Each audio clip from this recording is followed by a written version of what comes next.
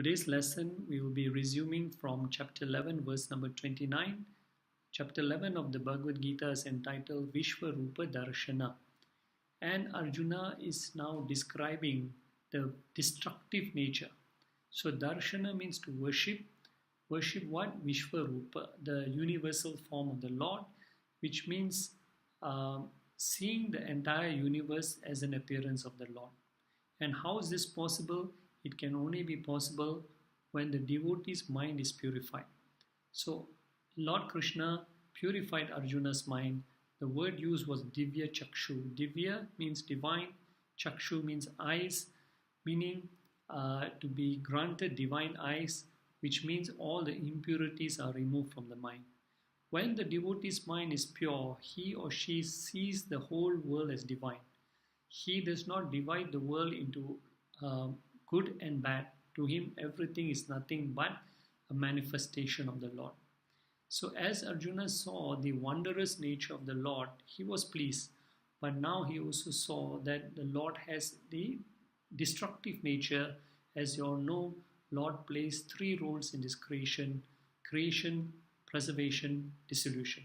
So creation is represented by Brahma, preservation by Vishnu, and dissolution by Shiva. All three are the three different powers of the same one Lord.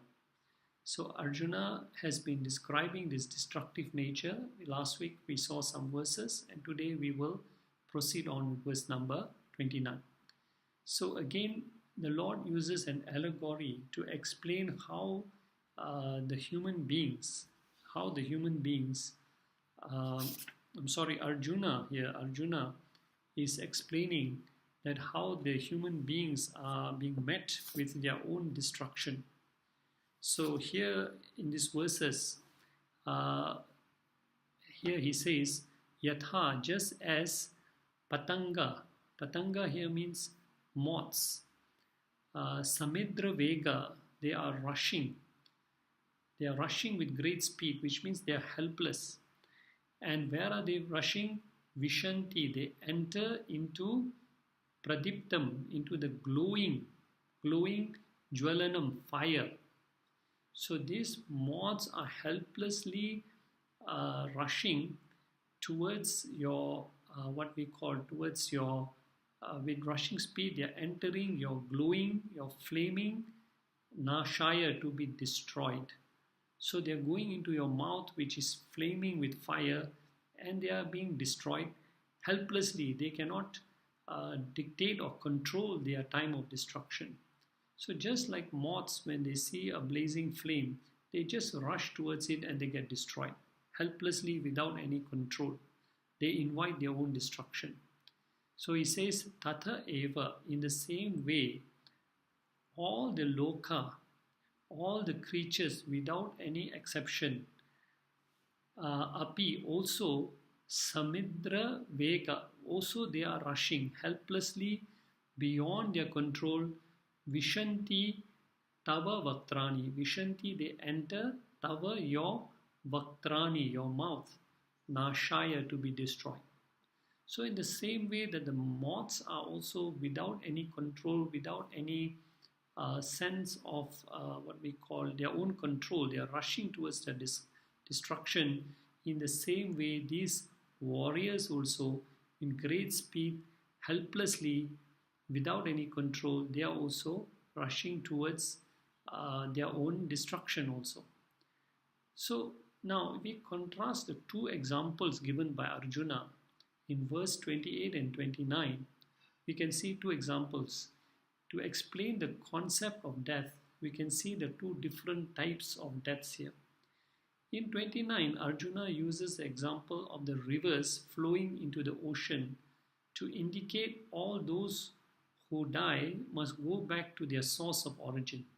Just as all rivers of every shape, size merge into the ocean, however, when the river waters merge in the ocean, later the waters of the ocean evaporate and again form clouds, and they fall back again into the river. So this is the type of death that Arjuna is giving example, that there are some jivas who die, but because of their karmas, they have to come back and return, they have to return back to this world.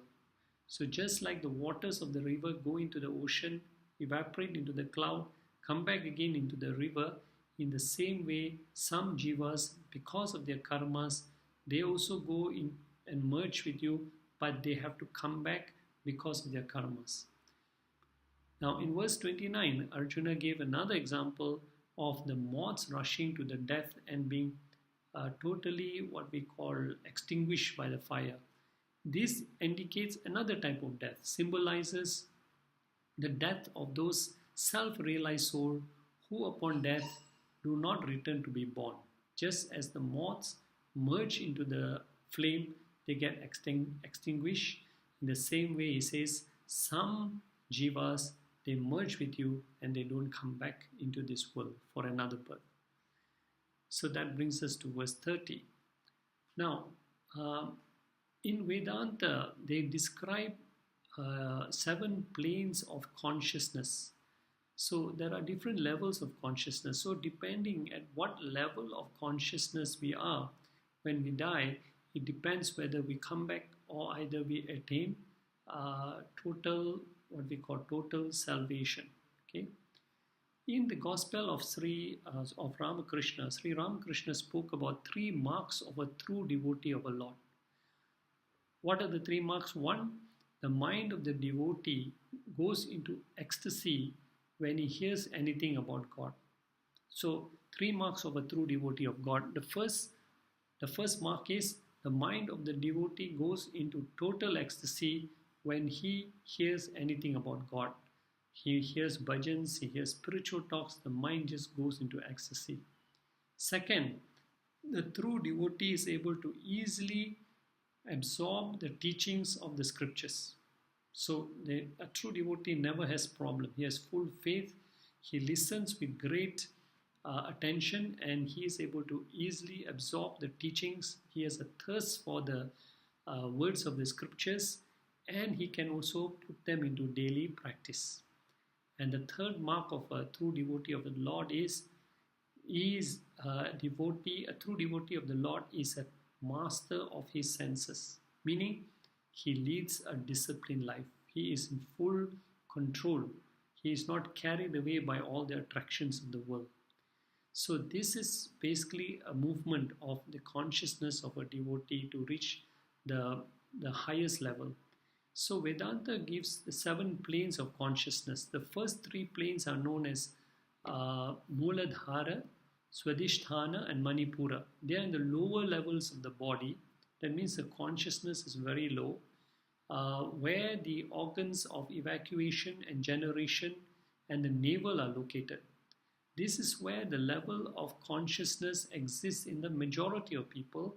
That means they are only engrossed in gratification of sensual and worldly desires. When consciousness can rise above these 3 levels, at the 4th level, it is called Anahata or the heart level. So it's the first awakening of the spiritual journey. At this stage, the devotee begins to question, is there something more to this life than just pursuing sensual and material pleasures? Or is there a real purpose, another purpose of human life, something more noble? Who is God? What is God? Where is God?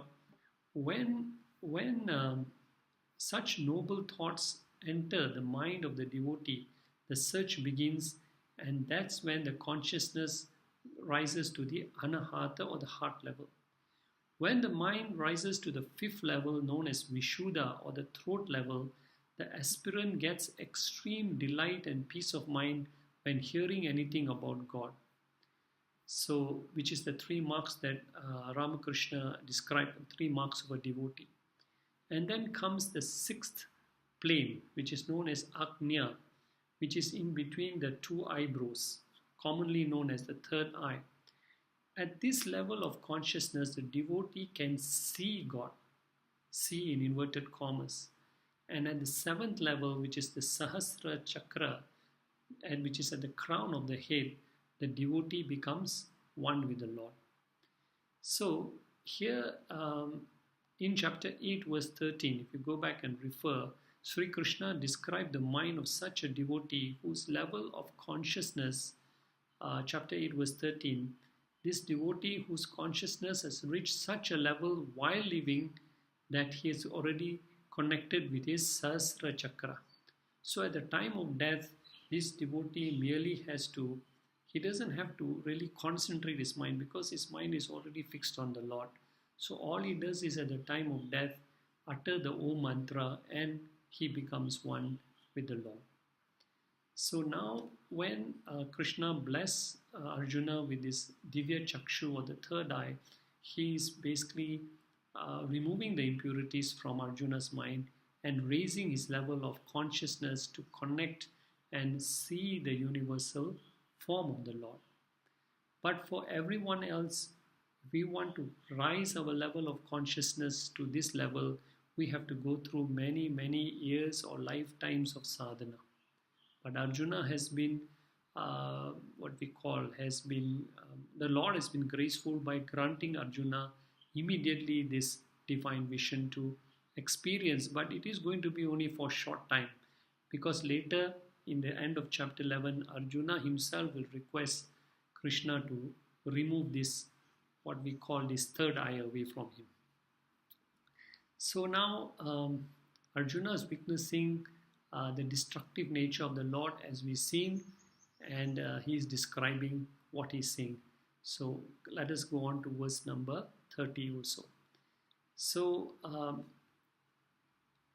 recall again these warriors which are rushing into the blazing fire of the Lord, the mouth of destruction. Some are stuck in his teeth with their heads being crushed. So Arjuna says, Leli yasye, you are licking, what grasa mana, while devouring samantat from every side. Okay, Vadanev Jwaladbi, with your flaming mouth, you are licking, you are devouring from every side, you are destroying from every angle. Lokan Samagran, all the creatures of this creation, as nothing can escape this fiery mouth of the Lord, and the destruction is happening everywhere. So Arjuna describes here, he says, Apurya, the flames are completely, Apurya means they are filling every corner of the world, each and every section of the world. This flame of destruction is going on. Jagat Samagram, in this whole world, is filled with your Tejobir, with your glowing rays. So not only are the blazing flames in your mouth, but they are coming out and they are covering every part of the world, every corner of the world. And Arjuna says, Tava, your ugraha, your fierce bhashas flames, pratapanti, they are scorching. So they are not just light little flames of fire, they are scorching balls of fire which are going all over the world. So they are very painful forms of destruction. And he addresses again Krishna as Vishnu, which I've explained in the last lesson, which means the all-pervading one. There is also another description about Vishnu. It says, Sarvam Vevashyati iti Vishnu. Vish means to surround. Thus you are, with your all-pervading nature, you have the ability to destroy anything, anywhere, at any time also. So this is called a Kala Tattvam, or the power of destruction of the Lord, which is working everywhere, every corner of the world. Verse 31. Now, again, Arjuna continues to witness this destructive nature of this Lord, and he describes this. He says, and he wants to know. See, this is where sometimes a devotee gets confused, because he looks upon the Lord as kind, loving, compassionate, but at the same time, when he sees destruction and he comes to understand that this destruction also is caused by the Lord, then he questions all this, so much of destruction. Why? Why is it happening? So Arjuna also says, Akhyayime, tell me, Kaha, who are Bhavan? Who are you? So what is your reality actually? Who are you? and I see you as Ugra Rupa, in this cruel form, who seems to be enjoying and relishing all this destruction. So the fundamental question is, what is your real nature, O Lord? And this is when problems come in life. We all become philosophers and we wonder, why is Bhagwan so cruel? Why did he not create a perfect world with no suffering? Only why not just let us enjoy? So questions do come from our minds, and this is what even Arjuna is questioning after witnessing the Lord destroying, performing so much of destruction in this world.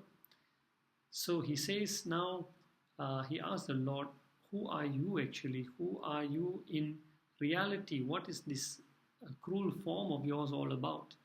So he says, Nama Astute. Nama Astute, salutations be to you. Devavara, O Supreme Lord, O Lord of all the lords. So, Lord of all the Devas. Namaha Aste, Namaha Astute. Te to you, Astute to you, Namaha, salutations. Devavara, Supreme Lord, Lord of all the Devas. And what is Arjuna's request?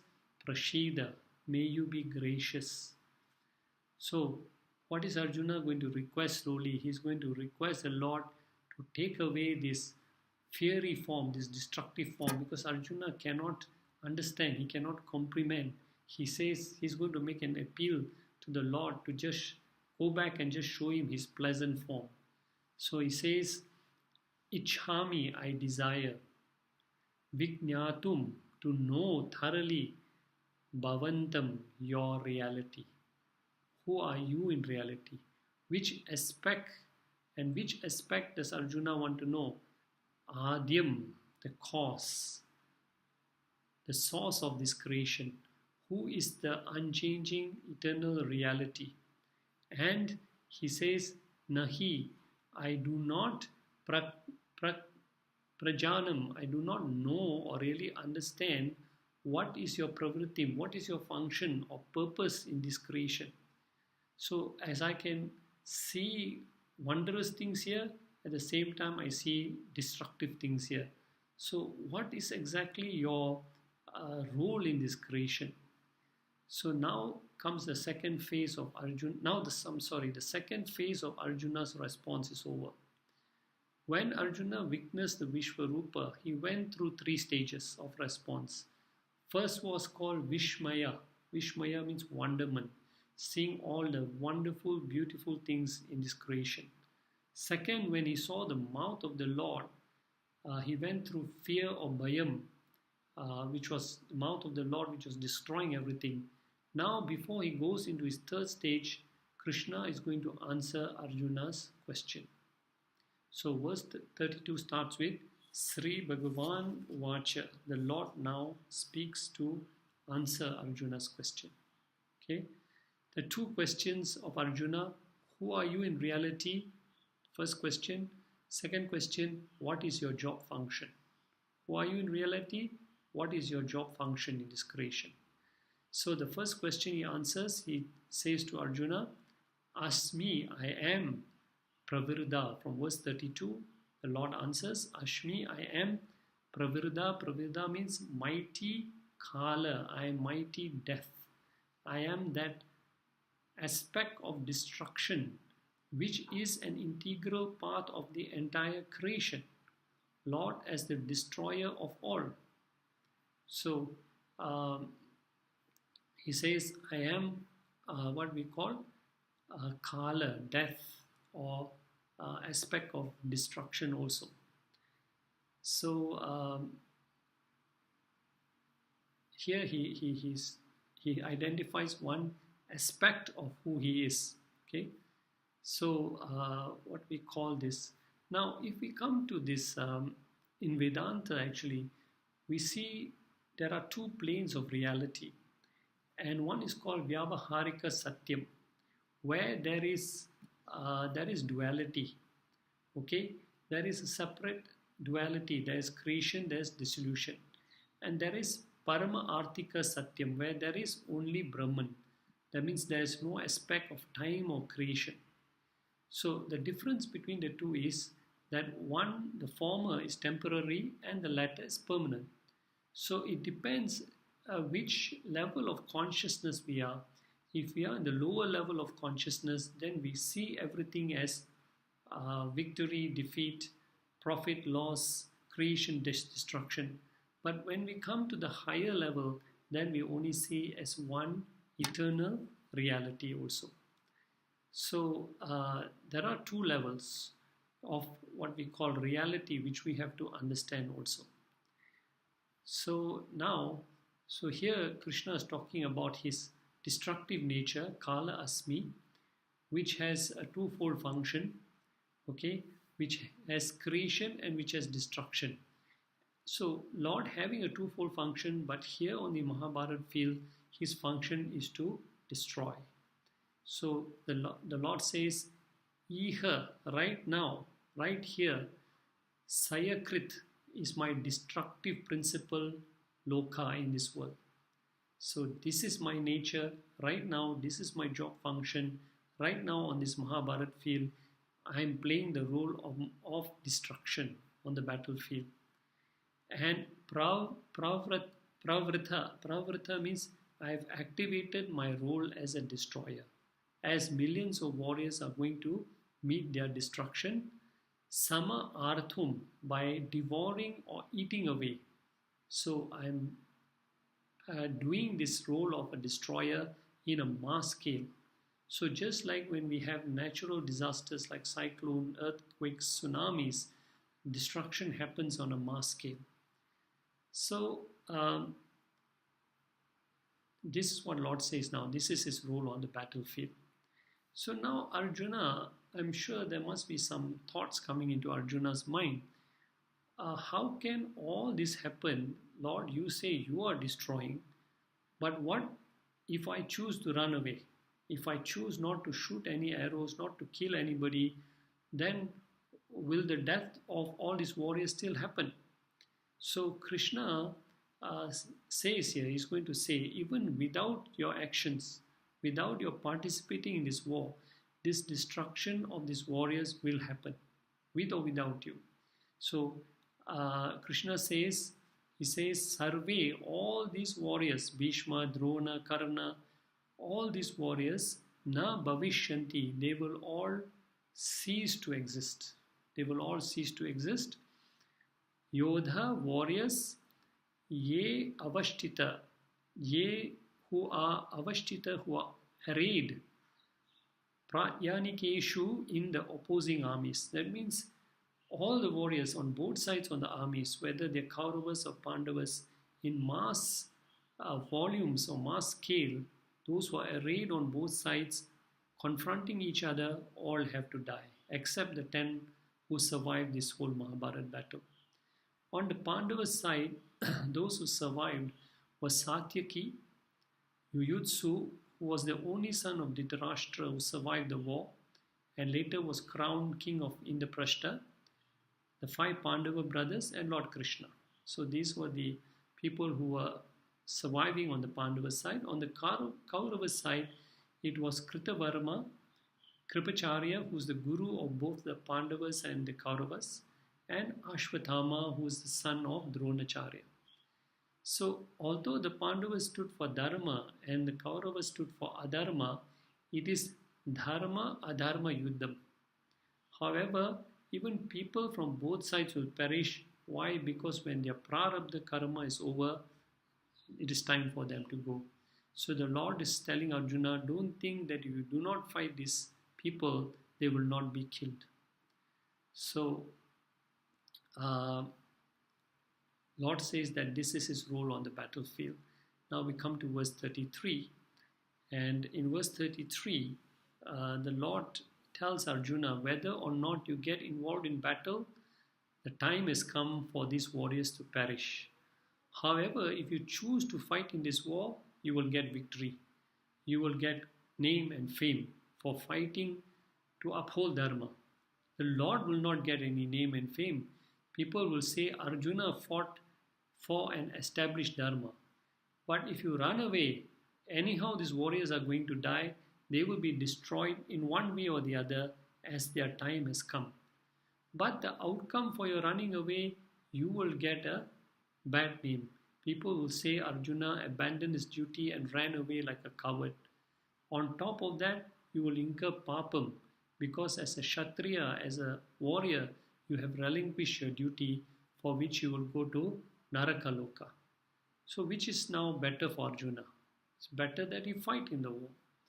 So, here the Lord says, Tasma, therefore, since the time has come to remove all these warriors, Tvam Utishta, O Arjuna, Tvam, you Utishta, you arise, you wake up. So this is another beautiful word repeated constantly in the Upanishads when the gurus tell the student, Tvam Jagra, to awake, Utishta, to arise and claim your real nature, do your duty. Arjuna, may you arise, understand and play your rightful role in this battle. May you help me and rise to do your duty, fight and claim your victory. How? He says, Jitva, by defeating Shatrun, your enemies. By defeating your enemies, by becoming victorious, Yaso Labaswa, you will gain fame. Because Bhagwan is not interested in name and fame. Even though we say he is doing all the work, but it is not Bhagwan who gets the name and fame. It is the human beings who get the name and fame. So he's telling Arjuna, go ahead, do your duty, arise, do your duty and claim your victory and get your name and fame in this battle. So he says, not only by defeating the enemies you will get name and fame, but also Bhungshwa, you will get to enjoy Rajam, your kingdom. You will get back, rightfully you will get back and enjoy the luxuries and comforts of your kingdom. You have suffered in the forest for 12 years. So enjoy, take back your kingdom and enjoy the comforts and luxuries of the kingdom. Samidram, which is a prosperous kingdom. So after years of suffering, take back and enjoy your prosperous kingdom. So this is a win-win situation for you only if you participate in this war, only if you do your duty. And know, Arjuna, that all these warriors are nihata. They have already been killed. Their time for destruction has already been determined. So don't think actually you are doing the killing. You're only an instrument, which is a word that Lord is going to use soon. You're only an instrument. Just arise and be an instrument in my hands, the Lord is saying. Nihata, all these warriors have been killed. By who?